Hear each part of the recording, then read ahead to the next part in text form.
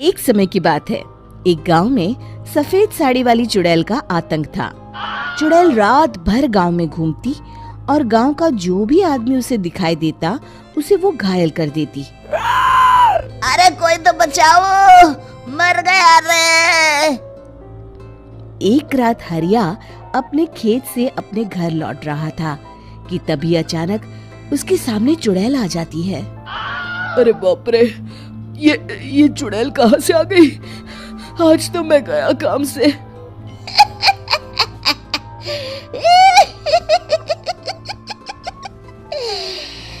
आज मुझे मेरा शिकार मिल गया। अरे चुड़ैल दीदी, मुझे छोड़ दो। जैसे ही चुड़ैल हरिया की तरफ बढ़ती है, हरिया वहाँ से भाग जाता है और अपने घर के दरवाजे पे पहुँचता है। अरे भगवान, जल्दी से दरवाजा खोलो, मेरे पीछे चुड़ैल पड़ी है। हरिया की पत्नी जल्दी से दरवाजा खोल देती है।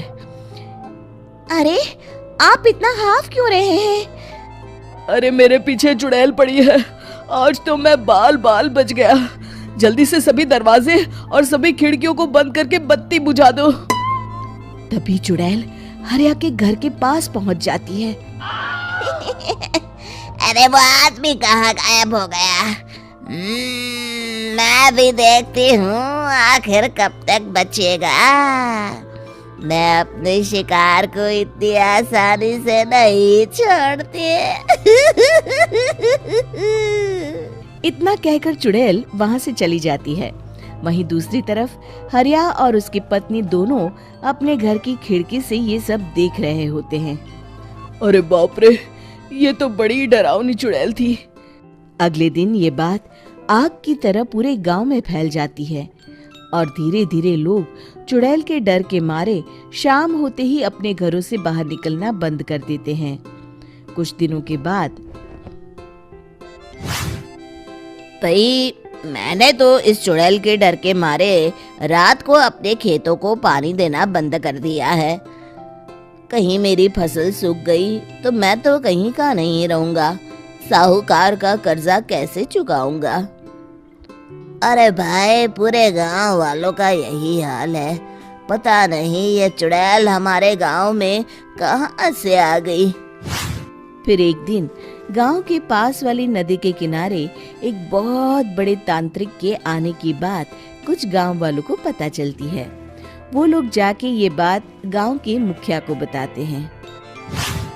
मुखिया जी, नदी के किनारे एक बहुत ही पहुंचे हुए तांत्रिक बाबा आए हैं। हमें उनसे मदद मांगनी चाहिए। मैंने सुना है वो बड़े बड़े भूतों और चुड़ैलों को अपने वश में कर लेते हैं।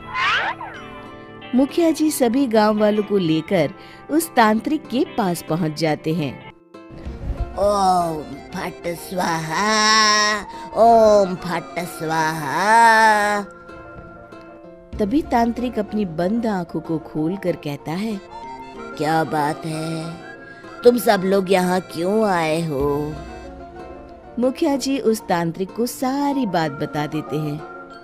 अच्छा, तो ये बात है। और तांत्रिक अपनी आंखों को बंद कर लेता है।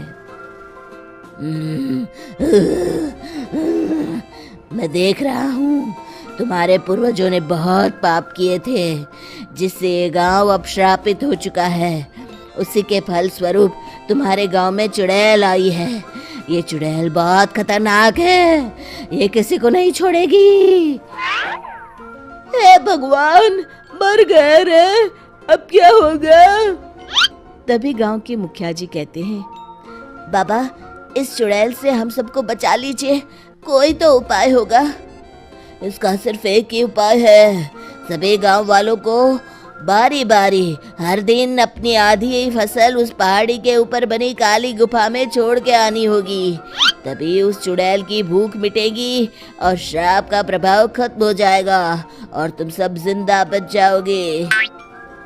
सभी गांव वाले उस तांत्रिक की बात को मान लेते हैं और वहां से चले जाते हैं।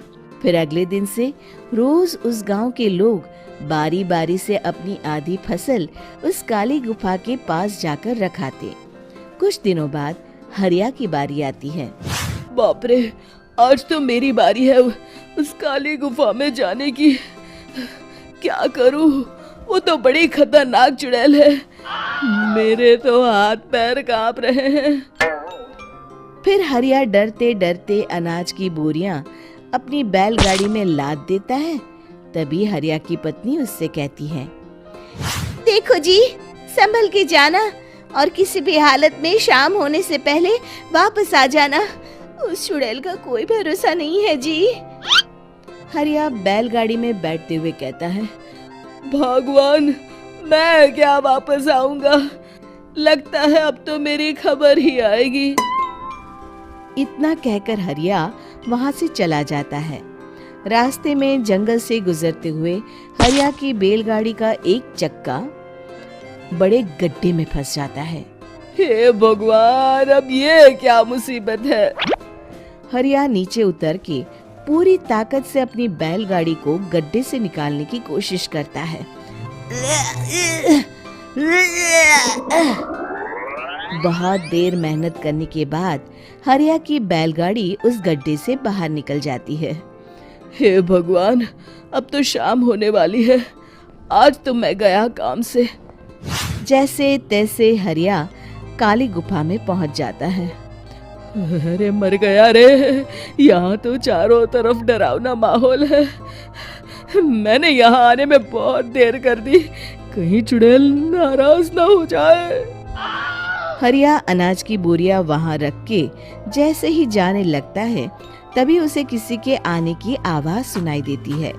हरिया एक कोने में छुपकर अंदर देखने लगता है। चुड़ैल वहां आती है और फिर अपने चेहरे से नकली चुड़ैल का मुखौटा निकाल देती है। हरिया ये देख के हक्का बक्का रह जाता है। तभी चुड़ैल कहती है, भैया यहाँ आना। आज तो बहुत अनाज आया है, इसे मिलाकर अब हमारे पास ढेर सारा अनाज जमा हो गया है। कल ही हम इसे शहर में बेच आएंगे और माला माल हो जाएंगे। तभी अंदर से नदी के किनारे वाला तांत्रिक बाहर आता है। अरे, ये तो तांत्रिक बाबा है।